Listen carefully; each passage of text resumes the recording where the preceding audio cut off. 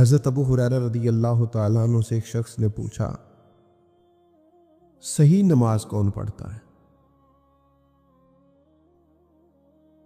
تو آپ فرمانے لگے، صحیح نماز وہ شخص پڑھتا ہے جو اکیلے میں بھی اسی طرح پڑھے جس طرح لوگوں کے سامنے پڑھتا ہے۔ کچھ لوگ بڑے سونے سونے سجدے کرتے، کب؟ جب کوئی دیکھ رہا ہو، اور اکیلے میں، تنہائی میں کوئی دیکھ رہا ہو تو ٹھیک ہے پڑھ لی، اور کوئی نہ دیکھ رہا ہو تو غائب ہو گئے۔ تنہائی کی نیکی انسان کو اصل عبادت گزار کرتی ہے۔ بات اگرچہ بے سلیقہ ہو کلیم، پر بات کرنے کو سلیقہ چاہیے۔ ہم کیا کرتے ہیں؟ اپنے گھر میں بھی حکمت سے نہیں چلتے، اپنے دفتر میں بھی حکمت سے نہیں چلتے، اپنے دوستوں کے بیچ بھی دوستی لگائیں گے تو پھر ہر چیز ہی نچھاور کر دیں گے، لیکن جب دوستی ٹوٹے گی تو چائے کی پیالیوں کا بھی حساب ہوگا۔ وہ جو لاہور آتے جاتے کرایہ لگا تھا، اس کا بھی کورے ورک کتاب نہیں ہوندے، پتھر دل گلاب نہیں ہوندے، سجنا پہلو ہی سوچ کے لائیں، پھر یارہ نال حساب نہیں ہوندے۔ تدبر نہیں ہے، دانائی نہیں ہے، فہم نہیں ہے، بے حکمت سی باتیں، جذباتی سے فیصلے، مرضی منشا۔ ہم چاہتے ہیں جو ہم سوچ رہے ہیں شاید یہی سارا ٹھیک ہے۔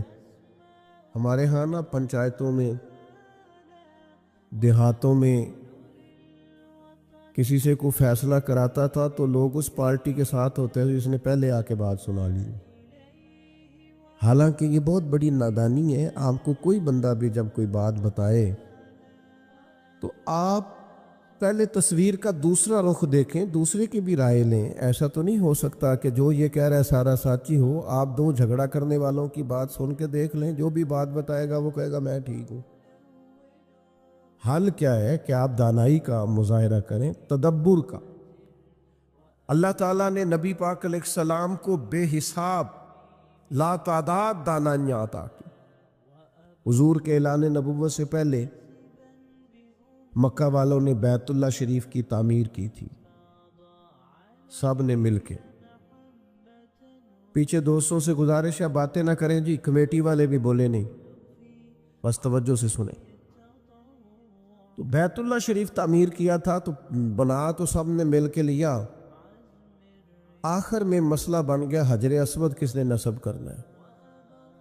اس پہ جھگڑا کرنے لگ گئے، میں لگاؤں گا میں لگاؤں گا۔ ایک قبیلہ تو ہے ایسا تھا جو مرنے مرانے پہ آ گیا، پیالے میں خون ڈال کے اس میں انگلیاں داب کے قسم اٹھا دی کہ حجر اسود یہاں ہم لگائیں گے یا کسی کو نہیں لگاتے۔ جب شدت پکڑی لڑائی نے تو ایک بندہ بولا، کہنے لگا جھگڑا نہ کرو، اس طرح کرو جو صبح سب سے پہلے حرم میں داخل ہونا بیت اللہ میں۔ کمال یہ ہوئی کرم ہوا کہ صبح سب سے پہلے حرم میں مدینے والے محبوب داخل ہوئے۔ وہ تو خوش ہو گئے، یہ تو صادق اور امین ہے۔ انہوں نے کہا ہمارا یہ مسئلہ ہے، آپ نے تھوڑی دیر کے لیے غور کرنا ہے۔ وہ خود کہہ چکے تھے کہ جو بھی کوئی آئے گا وہ جس قبیلے کے حق میں فیصلہ دے گا نا وہ سب کو منظور ہوگا۔ اب یہ بات انہوں نے حضور کو سنا دی، سرکار کسی ایک قبیلے کو کہہ دیتے حجر اسود آپ لگا دیں تو باقی سب تو اس پر مطمئن تھے، چونکہ انہوں نے کہہ دیا تھا جو سرکار فیصلہ کر دیں، باقی اعتراض کر نہیں سکتے تھے۔ لیکن نبی پاک علیہ السلام نے کیا فرمایا؟ فرمایا کہ چادر بچھاؤ۔ انہوں نے چادر بچھائی، حضور نے اس پہ حجر اسود رکھا، فرمایا سارے ہی قبیلے ایک ایک سائیڈ سے چادر پکڑ لو۔ ان سب نے چادر جو تھام لی تو لائے اس جگہ جہاں حجر اسود رکھنا تھا، تو محبوب نے اٹھا کے حجر اسود ادھر رکھا جہاں رکھنا تھا۔ اب سب کے چہرے دیکھے تو سارے خوش تھے، ہم سارے ہی اٹھا کے لائے ہیں، ہم سب حجر اسود لگانے میں شامل ہیں۔ ہم تو اپنے بچوں میں لڑائی کرا دیتے ہیں، خود اپنے بچوں میں، اے میرا لیک پتر ہے، اے میری گل نہیں منتا۔ ان بیچاروں میں جھگڑا ہو جاتا ہے۔ آپ وہ دیکھیں نا، ہو جاتا ہے بعض اوقات کسی بچے سے زیادہ پیار، پر لکھا ہے بزرگوں نے کہ ایک بچے کا رخسار چومو تو دوسرے کا بھی چومو، ان کو یہ لگے نا کہ جھکاؤ زیادہ ادھر ہے۔ نبی پاک نے فرمایا اللہ سے ڈرو، اپنی اولاد میں انصاف کرو، دانائی سے تدبر سے گھر چلائیں، تدبر سے آپ سوسائٹی میں وقت گزاریں۔ یہ جذباتی فیصلے، یہ فوٹو کی زندگی، یہ جناب مطلب ادھار لے کے شو بنانا اور جناب کسی کے نام کو استعمال کر کے آگے نکلنا اور تھوڑا جان بوجھ کے آگے آگے ہونا اور اپنا بتانا، اس سے انسان کمزور پڑ جاتا ہے۔ آپ جہاں ہیں وہاں وفادار ہو جائیں، جہاں ہے وہاں خوبصورت ہو جائیں، سارے لوگ آپ کی طرف رجوع کریں گے، لیکن آپ کو کمال دانائی سے اپنے بچوں کو، پیار کرنے والوں کو۔ حضور مدینہ طیبہ تشریف لے گئے تو ہر گھر والا کہہ رہا تھا یا رسول اللہ میرے گھر آئے، اور جو بھی دعوت دے رہا تھا نا حضور کو خلوص سے دے رہا تھا۔ لوگوں نے دروازے نہیں کھولے ہوئے تھے، اکھیاں بھی بچھا رکھی، وہ تو سویرے آتے تھے اور شام تک کریم کا انتظار کرتے تھے۔ پتھروں، پہاڑوں، ٹیلوں تک پہ سجاوٹ اور نور ہی نور گویا نظر آتا تھا، اس طرح کا سما تھا جیسے سجی ہوئی ہے ہر چیز۔ ہر ایک کہہ رہا تھا، حضرت عتبان بن مالک، حضرت سعد بن معاذ، بڑے بڑے سردار، یا رسول اللہ ہمارے گھر میں قیام کریں۔ کوئی کہتا تھا حضور میرا گھر کشادہ ہے، تو جتنے لوگ آپ سے ملنے آئیں گے سب آرام سے بیٹھ سکیں گے۔ کوئی کہتا تھا یا رسول اللہ میرا قبیلہ بڑا ہے، اسلحہ زیادہ ہے، دشمن کے مقابلے میں مدد کرنی ہوئی تو ہم ذرا زیادہ تعداد میں ہیں، مدد کر سکیں گے دین کی۔ یا رسول اللہ ہمارے گھر، ہر بندہ خلوص سے دعوت دے رہا ہے، اب کیا کریں؟ یقیناً حضور کہتے میں نے فلانے کے گھر جانا ہے تو دوسرا ناراض ہو جاتا، کبھی بھی ایسا نہ ہوتا، وہ قبول کرتے بات کو۔ لیکن ذرا انسان کے دل میں محبت میں احساس تو آتا ہے نا، یار میں نے بھی تو کہا تھا، میں نے بھی تو کہا تھا نا۔ اگرچہ وہ ناراض نہ ہوتے، حضور کا فیصلہ قبول کرتے، پر خواہش تو سب کی تھی نا۔ میرے کریم نے کیا کہا؟ فرمایا یہ فیصلہ میں نے کرنا ہی نہیں۔ اونٹنی کی لگامیں حضور نے چھوڑ دی، فرمایا یہ مامور من اللہ ہے، جہاں اسے میرا رب حکم دے گا یہ وہاں بیٹھ جائے۔ یہ فیصلہ یہ اللہ پہ چھوڑتے ہیں۔ نبی پاک نے فرمایا میری اونٹنی جہاں اللہ کی حکمت ہوگی وہاں۔ اونٹنی چلتی رہی، وہاں آ کے بیٹھ گئی جہاں سیدنا ابو ایوب انصاری کا گھر تھا۔ لیکن نبی کریم کا کمال یہ ہے کہ حضور فوراً اترے نہیں، تو یہ نہ کہے اچانک بیٹھ گئی، محبوب بیٹھے رہے۔ اونٹنی ایک دفعہ بیٹھی پھر اٹھی، پھر وہ اس نے ایک چکر لگایا اور پھر اسی جگہ آ کے بیٹھ گئی جہاں سیدنا ابو ایوب انصاری کا گھر ہے۔ واقعی مامور من اللہ ہے، وہاں آ کے بیٹھی، اور اب اس طرح بیٹھی کہ اس نے اپنی گردن بھی بچھا دی زمین پہ، اور جب وہ تسلی سے بیٹھ گئی تو اب میرے کریم اترے۔ اب حضرت ابو ایوب انصاری کے حضور مہمان بنے، اور جب مہمان بنے نا تو سارے اس لیے خوش تھے کہ یہ فیصلہ اللہ نے اپنے محبوب کو کر کے دیا۔ تو کچھ معاملات ایسے ہیں جن میں نہایت دانش مندی سے، تدبر سے، ایک صحابی نے کہا تھا یا رسول اللہ میں نے اپنے اس بیٹے کو گھوڑا خرید کے دیا ہے، اس کی والدہ کہتی تھی حضور کو گواہ بنا دو، تو میں آپ کو گواہ بنانے آیا ہوں۔ اس وقت کی گھوڑا ضرورت تھا، مجبوری تھا، جیسے آج آپ کی موٹر سائیکل اور گاڑی ضرورت ہوتی ہے نا، اس وقت یوں ہی سمجھ لیں جیسے گاڑی لے کے دی ہے۔ تو یہ میں نے اسے گھوڑا دیا ہے، تو نبی کریم علیہ السلام نے فرمایا دوسرے بیٹے کو بھی دیا ہے؟ یا رسول اللہ نہیں۔ تو فرمایا پھر ظلم اور زیادتی پر مجھے گواہ بنانے آ گئے۔ فاتقوا اللہ فاعدلوا اولاد، اللہ سے ڈرو، اپنی اولاد میں انصاف کرو۔ اس کو لے کے دیا ہے تو پھر دوسرے کو بھی لے کر کے دو. تدبر سے میرے بھائی، حکمت سے. نوجوانوں میں جلد بازی بڑی ہے، ایک دفعہ بات نہ مانی جائے اور باہر آ کے کچھ لوگ بڑے جناب فخر سے سناتے کہ وہ منڈے نے سامان پانتا ہے، وہ مرضی دا کھانا نہیں سی نہ پکیا. ایک وہ عقل مندی نہیں ہے. میں اپنے بچوں کی ہر خواہش پوری کرتا ہوں، آپ غلط کرتے ہیں. ان کی کچھ خواہشیں پوری نہ کریں تاکہ انہیں صبر کرنا بھی آئے. انہیں احساس پیدا ہو کہ کچھ چیزیں نہ ملیں تو میں نے اس میں صبر بھی کرنا ہے،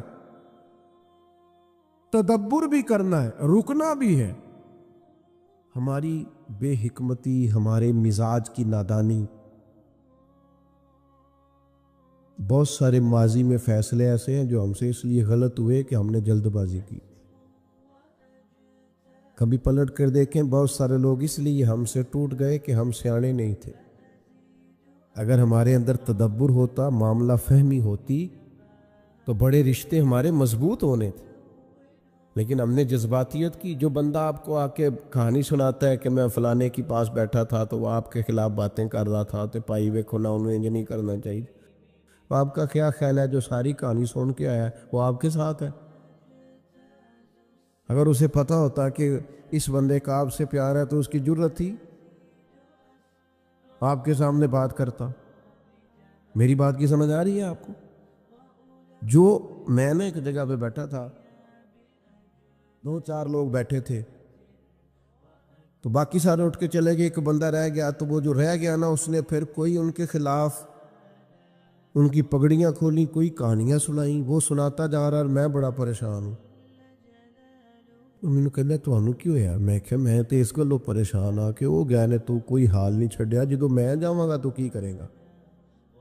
میں نے اپنی پہ گئی، تو تے بہت ڈھاڈا. نہیں جی نہیں، تہاڈے نال تے پیار ہے. میں کہ تو انہوں نے بھی آکھنا ہے جدو ملے نا، انہوں نے بھی تو یہی کرنا ہے. تو یہ آپ مت توقع کریں کہ جو آپ کا بڑا خیر خواہ بن کے آپ کے ساتھ بات کر رہا ہے وہ آپ کا بڑا اپنا ہے. ایسا نہیں ہے. آپ یاد رکھیں، دنیا میں غیبت کا چلن ختم ہوگا تو سب کی عزتیں محفوظ رہیں. یہ نہیں ہو سکتا کہ آپ کسی کی سن لیں اور پھر آپ کی نہ جائے. دانائی، ٹھہراؤ، تدبر، حکمت، معاملہ فہمی، سیانے ہو جانا.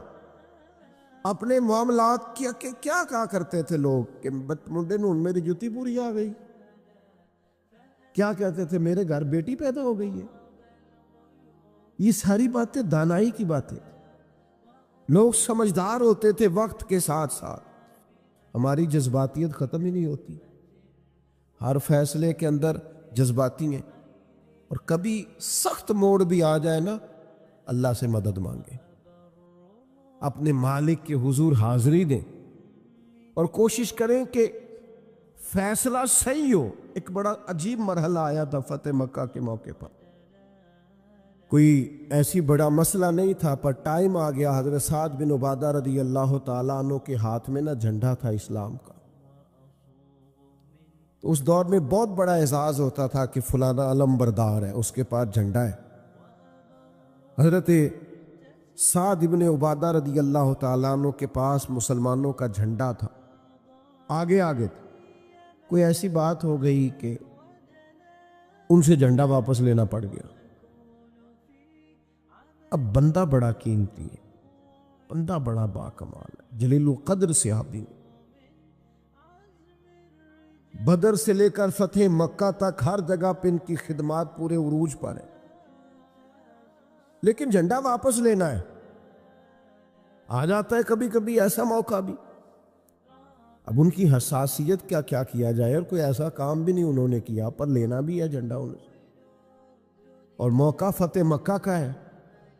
یہ زیادہ غور سے سننا، اللہ تعالیٰ نے ہمارے کریم محبوب کو دانائی کیسی عطا کی. اکابر صحابہ پریشان ہیں. حضرت سیدنا فاروق اعظم جیسے لوگ، حضرت صدیق اکبر جیسے لوگ کہ یہ کیا کیا جائے. مولا علی شیر خدا جیسے لوگ سوچ رہے ہیں کہ کس طرح اتنا بڑا آدمی ہے تو محبوب نے فرمایا کوئی مسئلہ نہیں، ساتھ سے جھنڈا لیتے ہیں۔ نبی کریم نے کیا کیا؟ فرمایا ساتھ میں نے ایک فیصلہ کیا، یہ میری طرف دیکھنا، یہ غور کرنا دوستو۔ حضور فرمانے لگے میں نے ایک فیصلہ کیا ہے۔ یا رسول اللہ کیا؟ فرمایا میں نے فیصلہ کیا ہے جھنڈا آپ سے لے کر آپ کے بیٹے کو دے دیا جائے۔ قربان جائے، سب سے زیادہ باپ اس وقت راضی ہوتا ہے جب اسے پتہ چلے نا میرا پتر میرے جگہ لینے کے قابل ہو گیا، انہیں نے کام سنبھال لیا ہے۔ سب سے زیادہ باپ خوش ہو جائے۔ اچھا چاہیے تھا حضرت سعد بن عبادہ جھنڈا لینے پر ناراض ہوتے، لیکن وہ معاملہ ایسا ہوا کہ پہلے سے بھی زیادہ راضی ہو گئے، وہ خوش ہو گئے۔ یا رسول اللہ میرے نصیب، جو خدمت کل تک میں کرتا تھا میرا بیٹا کیا کرے گا۔ تو صحابہ کرام فرماتے ہماری روحیں وجد کر رہی تھی کہ ایسا کمال فیصلہ۔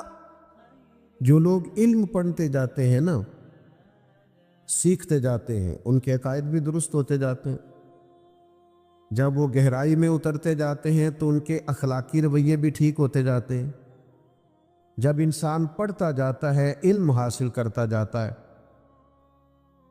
تو پھر یہ ہوتا ہے کہ اسے حقوق کا بھی خیال آتا ہے، بلکہ جتنا زیادہ کوئی شخص پڑھتا ہے لکھتا ہے اس کا اپنا مزاج اس قدر زیادہ شستہ ہو جاتا ہے کہ بعض جگہوں پہ اسے کہنا پڑتا ہے کہ میاں تھوڑی سختی بھی کرے، آپ تو زیادہ ہی نرم مزاج ہو گئے۔ کہنا پڑتا ہے کہ آپ تھوڑی سی شدت بھی پیدا کریں، بعض مسائل آپ کی نرمی کی وجہ سے خراب ہو رہے۔ تعلیم، علم ایک ایسی روشنی ہے، لیکن وہ تعلیم ہو، وہ سیکھنے کے لیے ہو، وہ شعر و سخن نہ ہو، محفلیں گرمانے کے لیے جملوں کو ازبر نہ کیا گیا ہو، وہ سیکھنے کے لیے ہو، تعلیم پانے کے لیے ہو، اس کے لیے طلب بھی ہو، تڑپ بھی ہو۔ جس بزرگ کے عرس پہ ہم آئے ہوئے ہیں نا، حضرت فقیہ اعظم رحمۃ اللہ علیہ تر و تازہ مزاج کے مفتی تھے، جن کی نظر صدیوں بعد دیکھتی تھی۔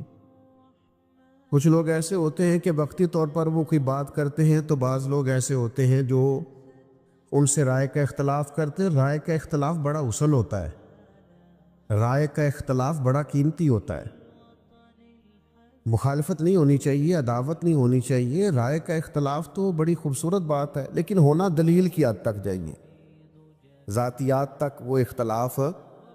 یہ تو مابین صحابہ کے بھی ہوتا تھا۔ حضرت عمر فاروق رضی اللہ تعالیٰ عنہ جمعے کا خطبہ دینے آئے تو نیا نویلا سوٹ پہن کر کے آئے، اور اسی طرح کا آپ نے کرتا اور اسی طرح کا تہمد اوڑھ رکھا تھا۔ تو حضرت ابو ایوب انصاری نے اٹھ کے اختلاف رائے کیا، کہا جناب بتائیے کہ آپ ایک سب کو کل چادر بٹی تھی تو آپ کے پاس دو کیسے آئیں؟ تو حضرت عمر نے اس اختلاف رائے کو قبول کیا، اس پر یہ نہیں کہا تیری جرت کیسے ہوئی۔ تو امیر المومنین سے پوچھے، اختلاف رائے حسن ہے، بس ذرا اس کا ادب آنا چاہیے۔ قاتل کو کوئی قتل کے آداب سکھائے، قاتل کو کوئی قتل کے آداب سکھائے، دیکھو دستار کے ہوتے ہوئے سر کاٹ رہا ہے۔ کچھ لوگ خالی بات سے ہی، دستار تک جانے سے ہی مان جاتے ہیں، گلے تک تو جانا ہی نہیں پڑتا۔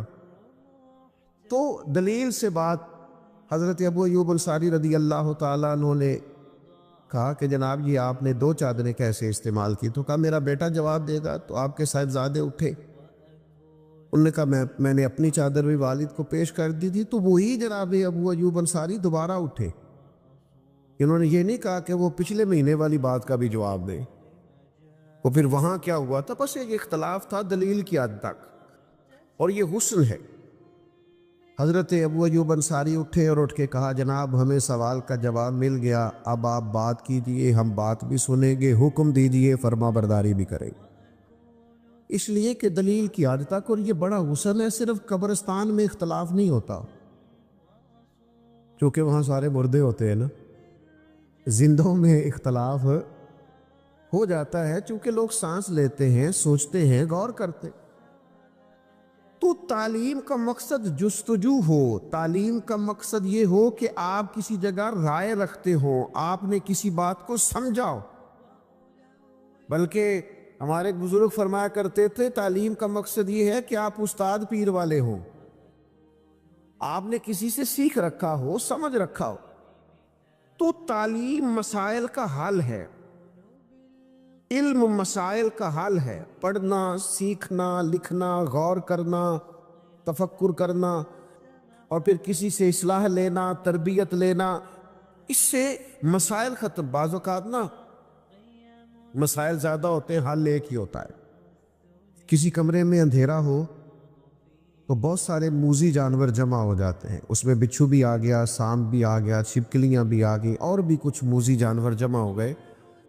تو آپ اگر اندھیرے میں ان جانوروں کو مارنا چاہیں گے تو ہو سکتا ہے وہ آپ کو تکلیف دیں، ڈنگ مار دیں، اور یہ بھی ہو سکتا ہے کہ آپ سے پکڑے ہی نہ جائیں۔ آپ کیسے پکڑیں گے؟ اندھیرا ہے، آپ اندھیرے میں تو ٹامک ٹوئیاں ماریں گے، کیسے ان کو قتل کریں؟ تو جانور زیادہ ہیں، موذی جانور ہیں، تکلیف زیادہ ہے، لیکن اس کا حل بھی موجود ہے۔ آپ ان کو مارنے کی کوشش نہ کریں، آپ اس طرح کریں، کمرے میں روشنی کریں۔ آپ کمرے میں روشنی کر دیں، آپ کو جانور مارنے ہی نہیں پڑیں گے، وہ ویسے ہی بھاگ جائیں گے۔ چھپکلی دیوار پہ چڑھ جائے گی اور سانپ اپنا رستہ لے جائے گا اور بچھو دوڑتا نظر آئے گا۔ یہ تو اندھیرے کی وجہ سے جمع ہوئے۔ آج بھی جتنے مسائل ہیں وہ پاکستان میں ہیں یا امت مسلمہ کے مسائل، ان سب کی بنیادی وجہ یہ ہے کہ لوگ دینی تعلیم سے دور ہیں۔ میں آپ کو سچ بتاتا ہوں، میں آپ کو دیانتداری سے بتاتا ہوں، چھوٹا آدمی ہوں، لیکن میں آپ کو تجربہ کر کے اور ماحول کو پڑھ کے، دیکھ کے، غور کر کے بتاتا ہوں کہ مسائل اس لیے پیدا ہوئے ہیں کہ لوگ دینی تعلیم سے دور ہیں۔ حضرت فقیہ اعظم چونکہ سمجھدار تھے، حضرت سید ابو البرکات چونکہ سمجھدار تھے، حضرت امام المحدثین سید دیدار علی شاہ صاحب رحمۃ اللہ علیہ چونکہ معاملات کو پہلے سے سمجھ گئے تھے، یہ لوگ حضرت محدث اعظم پاکستان رحمۃ اللہ علیہ چونکہ گہرائی میں اتر گئے تھے، میں آپ کو ذمہ داری سے کہتا ہوں یہ سارے لوگ بزرگ تھے، ان کے چہرے بڑے نورانی تھے، ان کا اٹھنا بیٹھنا بڑا وزادار تھا، یہ خالی پیری مریدی بھی کرتے تو جمتی تھی، یہ دم درود بھی خالی کرتے تو چلتا تھا، یہ صرف حلقہ احباب میں بیٹھ کر واعظ و ارشاد کرتے تو چلتا تھا، لیکن یہ بہت عرصہ پہلے سمجھ گئے تھے کہ اس قوم کے مسائل کا حل علم میں ہے۔ بوڑھے سید حضرت سید ابو البرکات شاہ صاحب 18 گھنٹے انہوں نے لوگوں کو اسباق پڑھائے۔ وہ چل سکتا تھا کام، میں کہہ رہا ہوں کہ وہ کاظمی سید تھے، وہ آرام سے دم درود کرتے، کوئی مسئلہ نہیں، لیکن مشکل ترین اسباق اور رات کو پہلے مطالعہ کرنا اور پھر وسائل جمع کرنا، علم کی روشنی اور علم کو پڑھنا۔ اور پھر میں آپ کی خدمت میں عرض کروں، ایک تو وہ طلباء ہیں جو اپنا وقت نکال کے باقاعدہ اداروں میں آ گئے، آپ نے بھیج دیے، لیکن ہم جو باقاعدہ اداروں میں نہیں آتے، ہماری ذمہ داری ہے ہم اپنے مشائخ کے پاس بیٹھیں، ہم تھوڑا سفر کریں، تھوڑی جد و جہد کریں۔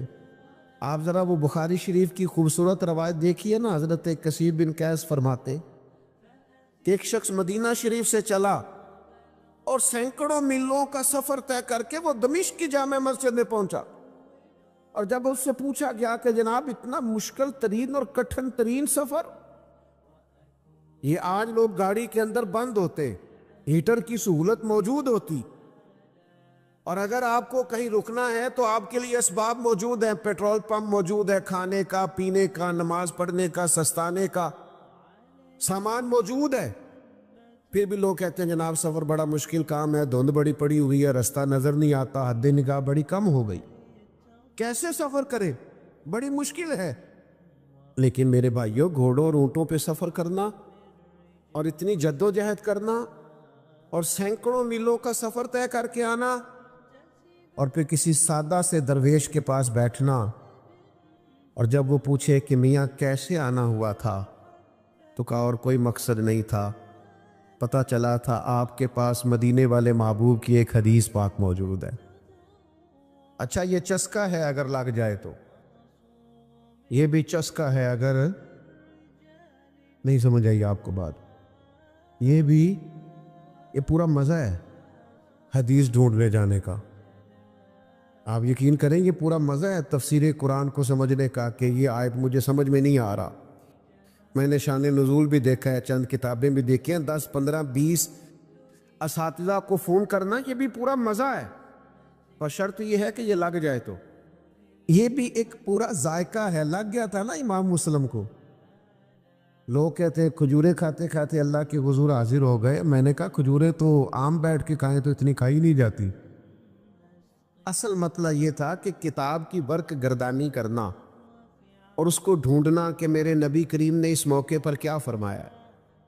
یہ ذائقہ بھی اگر کبھی لگ جائے نا، یہ صورت بھی اگر کبھی بن جائے تو یہ بڑا مزہ دیتی ہے.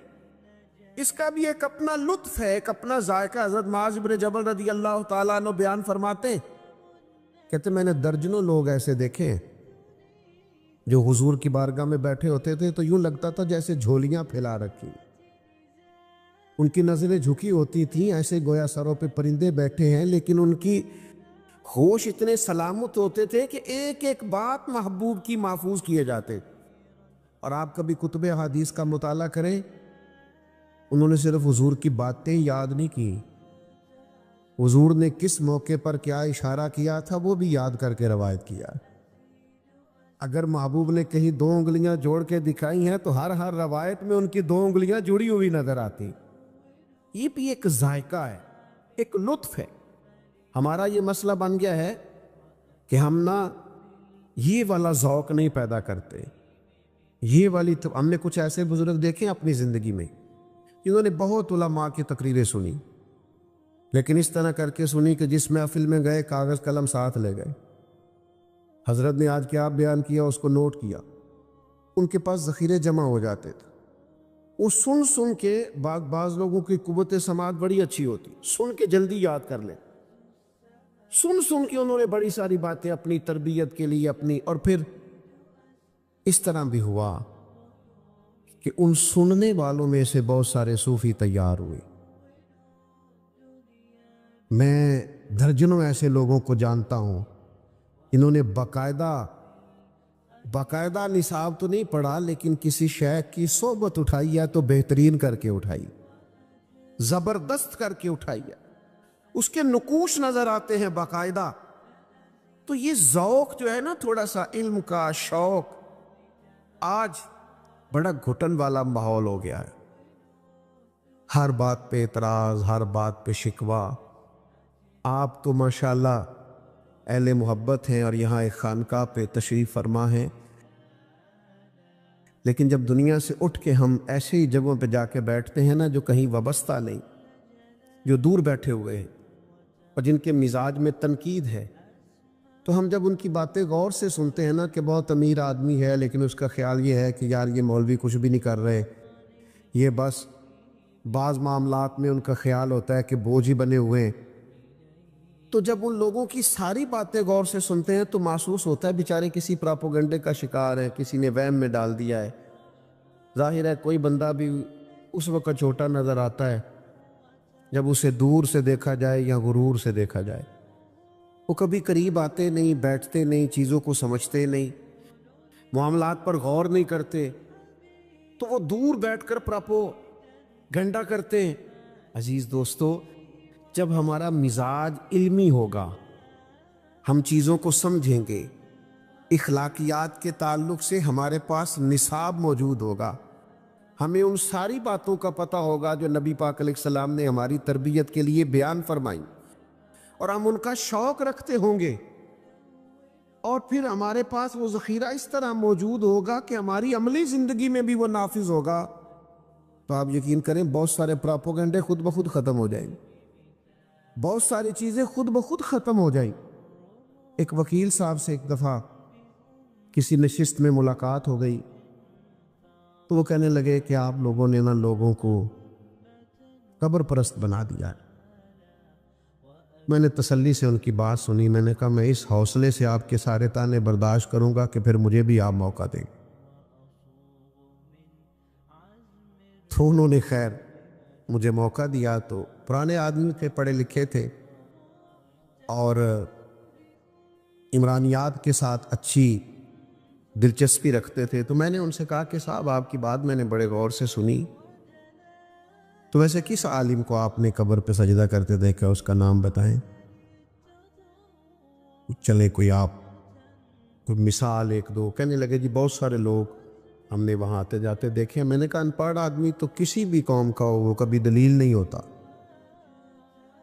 تو کبھی دلیل نہیں ہے نا۔ ان پڑھ آدمی نے کوئی غلطی کر لی تو آپ اسے دلیل بنائیں گے، وہ ہم سے ویسے بھی، اور پھر ابتلا سے حکم بھی نہیں بدلتا۔ میں بھی اگر کوئی غلطی کروں تو میری ذاتی غلطی ہے، وہ کو میرے نظریے نے، میرے عقیدے نے، میری جماعت نے تھوڑی مجھ سے کہا ہے، ابتلا سے حکم تھوڑی بدلتے ہیں، تو ہو جاتا ہے۔